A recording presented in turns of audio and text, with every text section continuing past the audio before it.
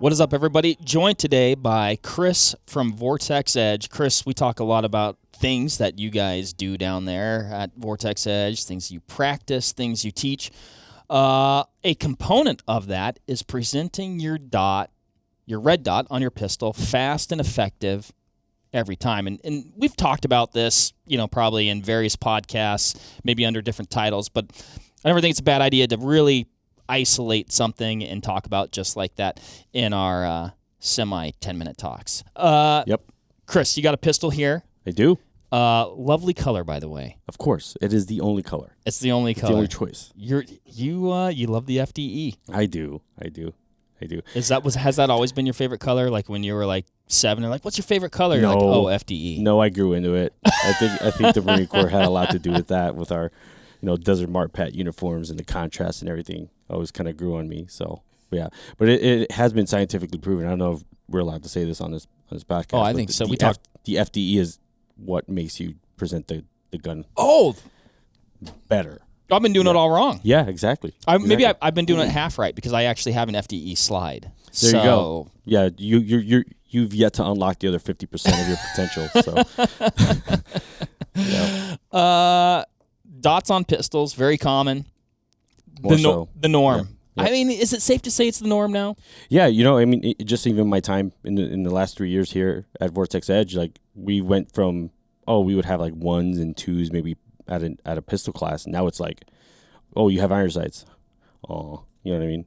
But it's definitely swung into the other extreme. Like now it's like the outlier is that one guy or 1 or 2 people with iron sights. Yeah, I mean, we were even talking precast because of your FDE pistol here, and I was like, oh, there's like that Glock 19X, which is like all FDE, and I was looking at that, I was like, oh, Chris would love this, and I'm like, it actually doesn't, at least right now at press time, like it doesn't come optics, and I was like, it was interesting to just like another personal experience of that dot revolution to be like, oh, I'm surprised they didn't do that, where like you said, not that long ago, it would have been kind of the reverse of that. Absolutely. We talked a little bit about dots on pistols. Let's talk about acquiring that dot and what you're doing and what you're teaching so a person can get, their dot on target, the most efficient way possible. Yep. I think it all stems back to your grip, right? And how your hands are interacting with the gun to allow you to see the dot in the first place. Okay. Right? That coupled with establishing like which eye dominance, which eye you're going to actually use to look through the dot and ultimately on the target is understanding that and knowing which eye you're going to use, because ultimately that window has to align in front of one of your eyes. Gotcha. You know what I mean? Even when you're shooting both eyes open. 100%. Okay. Yep. So like for me, for example, I'll use myself as the imaginary student in this situation. So being right-handed and being a right eye dominant shooter, I understand that I'm looking at the target with my left eye. I'm looking through the glass and thus through the dot and looking at my spot on the target, and the window's aligned in front of my eye, my right eye. Your right eye. Right? Okay. Your dominant eye. Yep. So I have to impart all the grip pressures and the friction points on my hand on the gun and hold it out in space, understanding that all those things need to be aligned so that I can see my dot on target, right? And so one of the cool tricks that I learned very early on, and I'm not like checking my text or anything, but it's actually this app I found, which is basically a workout timer app. Oh, right? yeah. We talked about that in the previous podcast. Yep. So this is just a callback to that. So the app is literally called Timer, right? Okay. And it's got a Tabata functionality. And I just I give myself 15 seconds of repair, 15 seconds of work, 20 seconds of rest, 10 rounds. And then all in all, that's 5 minutes and 30 seconds. So if you do this, 5 minute, 30 second kind of cycle of work and rest, if you do that, like, I don't know, 3 to 4 times a week, you will watch your index improve. Because ultimately, what the presentation is getting to that perfected grip, getting to where we're holding and we're kind of chasing all those friction points and the grip overall to be able to see what we need to see. Gotcha. So this is like a good step 1, right? Or I should say like a step 2. So step 1 would be understanding your eye dominance, which eye we're going to be using to aim or look through the window. And then, of course, to couple that with a great grip, like understanding, get in on the class, watch a video that really dives in to grip, and then understanding like how the gun needs to feel. Next, you do this. like establish that index for yourself, right? Okay. And then once you can like reliably like look at a spot and hold your gun, feel all those proper grip points on your hand, and wow, there's my dot. You know, within like I would say like anywhere between like a 95 to 100% success rate, like that would be really good without like a minor adjustment for those like couple reps that you may not like immediately see it. Mm-hmm. Start putting it to a timer, right? And there's two little micro drills that I like to do. One is not like before I work on full presentation is, so again, I'm clear and that way is clear. So what I like to do is just set a part time, right? And I start with my grip perfected. All right, there's my dot on target. I like my grip is perfected. I'm being really honest with myself, right? And then I just back that hand off. I back all that pressure off, right? Okay. And so I hit go, right? And in that second, just from here, I build my grip and I chase the, you know, I'm looking to make sure that my grip is honest, and there's my dot, right? Just from like this position here. So not quite a full kind of presentation. So if you're not, describe what the position you're in if you're not watching on YouTube. So basically my arms are what I will deem full extension, right? My grip is 100% built, right? And I'm seeing my dot on the target that I've kind of put out in space, right? Okay. And so my challenge is like I start at like a generic 1 second time, because that seems to be like where everyone likes to start, and then I start cutting into that. Can I do that in 9/10 of a second? And then once I'm successful there, 8/10, 7/10, you kind of get the point, right? This timer like the lowest time I can set it to is 0.4. So, you know, I would, let's say, just for the sake of argument, I dive all the way down to 0.4, and then the goal becomes, well, can I build my grip and see my sights? Yep. And I'm seeing my dot every single time, right? Do it again. There's my dot. Okay, cool. So you're at full extension with your grip kind of relaxed. Yep. And then that timer or the beep goes off. You build your grip, acquire your dot within that time window, yep, I guess. Within 0.4 of a second, right? Yeesh, So once you got that kind of figured out, like I can have the gun out here, imperfect grip, set my grip in within 0.4, see my dot. That's really good. Okay. So then the next drill I would kind of dive into is the full presentation, right? There's a couple ways that you can establish this for yourself, but pretty much understanding what the presentation is. I'm going to be honest with you, like I didn't give it a whole lot of respect, you know, about 3.5 years ago. And it showed, right? So when I would do fast reloads, I would be like, where's my dot? And I just never took the time to truly respect and isolate the presentation until like within the last year or so. So the presentation, at least in the way I see it, is basically either an establishing or a recovery of the grip and then presenting and overlaying your dot on the target. Okay. Right? So that can happen from a couple different places. It can happen from an appendix draw, right? Once kind of the gun is out of its initial point, like that, the draw, in my opinion, is over, then you just go into a presentation from that point, right? So if you're carrying outside the waistband, whether it's, you know, a law enforcement rig or something with retention or a gamer rig like I tend to train with, you all go back to this like initial starting point when you recover from a reload, right? You kind of go to this initial point. So like somewhere in here is where that presentation needs to start. So what I like to do is I'm of course carrying appendix here today. So I established that starting point for myself by figuring out where my hands start to interact with one another. And what I'm looking for is, of course, that point, like where my fingers start to meet, my calluses start to meet, right, on the trigger guard. And then that's pretty good for my presentation starting position, right? I don't sit here with like the grip all built and all this tension and try to like present under full tension like that. First of all, it hurts, right? And in reality, like, yes, I'm marrying my hands together, but it's at that last little like 10% when I arrive at that full presentation is when I'm really starting to build the grip and perfect it.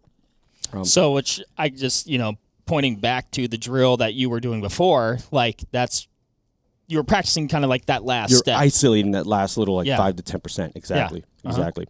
Or 10 to 5%. But Yeah, and then all we're practicing now is the act of going like from that initial index where your hands are starting to meet, the actual presentation into that next isolation. So we're kind of breaking it down like step by step, which is like really important to me. I don't like just telling people, yeah, get the gun from here to there and just see the dot, like just figure it out. Like I'm a little more process kind of thinking myself. So this is the way that's worked for me. So again, I just work with a part-time 1 second. Again, I just start there and I get to my index point, right? And my measure for success is keeping my shoulders relaxed, right? You won't now if you may, but what I try to avoid is like being here like under all this tension, my shoulder. You can hear it even changes my voice inflection, right? And then the goal is not to end up like this and imparting a bunch of like extra movement and extra time that's not necessary. In fact, I find that when I'm tense, I tend to slow the gun down, and my presentations get really slow. Okay. Right. So you'll find that you'll eventually get to a time that you're just not able to beat, and you need to audit your tension. And if you're presenting with a bunch of tension, slow muscles tend to be slow, or tense muscles tend to be slow muscles. So sure, try to stay nice and relaxed. Okay. And so now again, I just work, and this is a really good drill to do on the range, and start dry. Right. Yeah. Start doing this dry. And just see how ridiculously fast you can get the gun out, right? And see the dot, and then load the gun up immediately and chase your dry fire with the live fire. You will surprise yourself with the results, all right? And then again, I'll just demonstrate like a 0.4 from my ready, right? God, it's fast. So yeah, and so thanks, and I'm just and again the success kind of checklist is, did I arrive with a perfect grip? As I've worked on with, the Tabata from that 1 micro isolation, the 10 to 5% kind of grip building. And am I seeing my dot, right? Because ultimately it's not like you don't hear me clicking on the trigger, right? The click of the trigger beating the timer isn't the success. It's, did I see my sights on target, right? I did the latter. I used to go, oh, well, I heard the trigger before the timer, so that was a good rep. But then it became, well, I don't see crap for sights.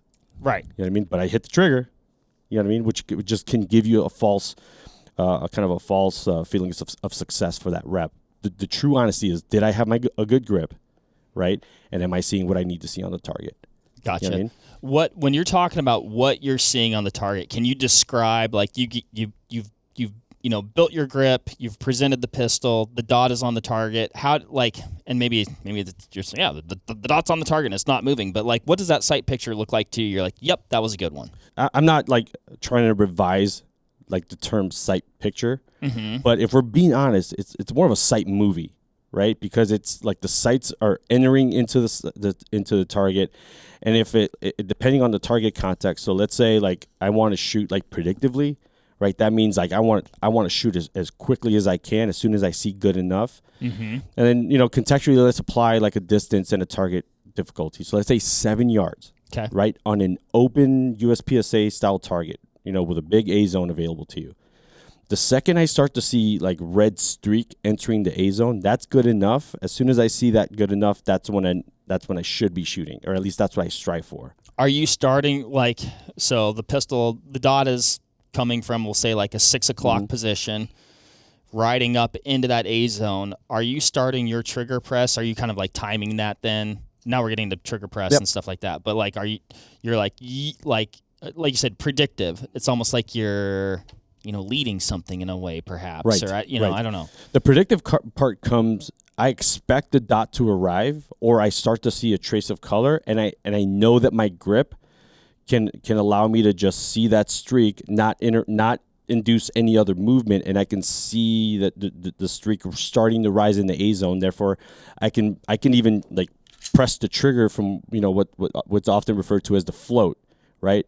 So like in 0.4 seconds, I may not be able to get all the way to the wall per se, and then shoot from like that last wall, but I can dang sure like prepare myself to just fire from the float, right? Okay. It's the idea of like red streak smash, right? And you see, I can do that without like prepping the trigger per se. Now I could, but like me personally, I just don't train that way, like on a predictive target like that. Now, if you're asking me to draw onto a reactive target, say like, you know what? Let's just say that same target at 25 yards. Okay. Right, where the target is like way smaller now. Well, maybe I'm gonna have the same presentation, but in the time that I'm waiting for my sight to look, it's not gonna, like, I'm not gonna shoot a streak in that situation. I'm gonna wait for the dot to rise into the A zone, look like a dot, as momentarily as that is. But in that time, I'm waiting for the sights to do what I need them to do for the context. I'm sure I'm gonna cheat as much into the wall as I can. Then when I see good enough, the sights give me the go, or my dot gives me the go. I just finish the trigger press from wherever I am. Gotcha. Right, and so. I think like a reactive target allows you that time because you're waiting for the settling to happen. And then like a predictive target, like you can just run the trigger from the float. And I think we've had conversations before where, you know, there's a drill called trigger control at speed, where you're essentially like almost like inoculating the ability for your finger or thus your grip to impart any undue movement into the gun. And that way you can shoot from that float and not impart any undue movement, and certainly not change the trajectory of the dot or even the recovery of the dot after you've shot. Yeah, I'm glad we talked about that, because like your sight pick, or that acceptable sight picture, you know, when you're presenting your dot, changes. Like, you know, what is good at 7 yards or 10 yards for you is not exactly the same thing that you're looking for, you know, maybe potentially a little bit further out, or a different, like you said, style of target or whatever. So I think that's good. I think that's good to know that you're not like chasing the same thing. Right. It's scenario dependent. Right. And also, like, there's that element of, like, if you're drawing the gun, right, and you don't have a perfected grip, like, shooting without a perfected grip is fine for one shot. For if all you're doing is shooting that one shot. You know what I mean? But if I have like an array of 6 targets per se, let's say, right, and I need to fire 6 shots, then having a cruddy grip may not be the best. I may need to take that 0.2, 0.3 of a second to fix that, then see what I need to see, and then proceed with the shooting, right? Because like a compromised grip may slow shooting down that otherwise should be happening like fairly predictably, but because I don't have a grip, then the dot isn't behaving the way I want it to on each of those targets. Sure. So I'm gonna take like 0.2, 0.3 of a second to fix my grip. Oh, there it is, and I see exactly what I need to see. Now the dot's behaving exactly how I want it. So yeah, I'll invest that time to kind of gain that back and like how my dot performs. You know what I mean?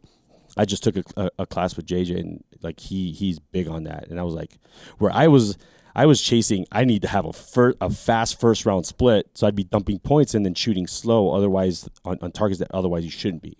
Gotcha. Because your grip sucks, right?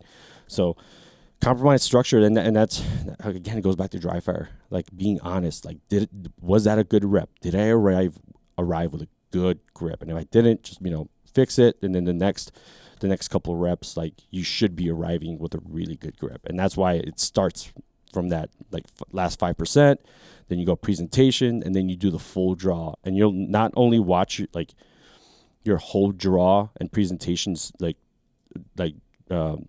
times drop in terms of like your splits, but you'll see how it helps to inform like other things, like longer strings of fire, multiple targets, movement, even recovery from reloads, all sorts of stuff. It's kind of like fruit from a good tree per se, but you got to put the work in. Yeah. No, it sounds like you definitely have to build that foundation. Seems like every time we talk, you bring one of these timers up. Is that the central source of truth when you're practicing this stuff? Is that the?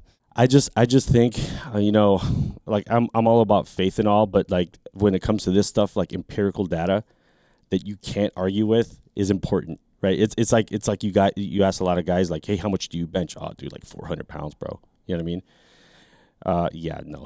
You know what I mean? Like, that's not the case. And then you ask somebody, hey, how long, what's your presentation time? Oh man, like 0.2 of a second, 0.2, man. And it's like, okay. All right. Well, and then I just think that there's no arguing with the timer. Right. You know, it's going to, in how simple timers are, they actually offer you a lot of details and they keep you honest. And it's a good way to measure, right? So like I have a detailed like log, right, that I keep. And so like have I unlocked that next tenth. So like if I'm sitting at 0.6, like my measure for success is work at 0.6, right? Until you're beating it comfortably, and then let's see if we can do it in 0.5. Yeah. But you don't know that unless you're having an actual device that's giving you 2 beeps to measure. Yeah, You know what I mean? So, establishing that baseline and then Right. and working from there. because you can certainly work from the up command or the go or whatever signal in your head, but man, there's just no arguing with when you have a Yeah, you which know, I'm sure is actual better than timer. nothing, Oh but- yeah, oh yeah. I mean, there's a lot of work you can do without a timer, but like if you're really interested in seeing like actual data and actual hard times that you can track, then yeah, a timer is a non-negotiable in my opinion. Cool, man. Yeah. Anything else? I will say, I was a little maniacal when it came to dry fire when I first kind of started this path on performance shooting.